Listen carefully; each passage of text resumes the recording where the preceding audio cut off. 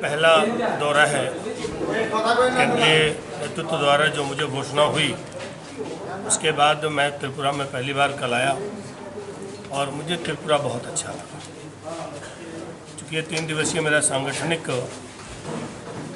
कार्यक्रम है और कुछ जगहों पर मैं कल गया भी था, आज भी जाऊंगा और कल का भी है। आज भारतीय जनता पार्टी किसान मोर्चा के प्रदेश के सभी पदाधिकारी, office bearer and state executive members और district president, district general secretary and जो डिस्ट्रिक्ट इंचार्ज, इन सब की बैठक है, सांगठनिक बैठक होगी। अभी कॉर्पोरेशन के चुनाव घोषित हुए हैं, उस पर भी हम लोग चर्चा करेंगे। और बस फ़र्क इतना है कि भारतीय जनता पार्टी अपने देश को परम पे ले जाना चाहती है और जो बाकी दल हैं वो स्वयं को परम वैभव पे ले जाना चाहते हैं। ये फ़र्क है। हम राष्ट्र को सर्वोपरि मान के चलते हैं।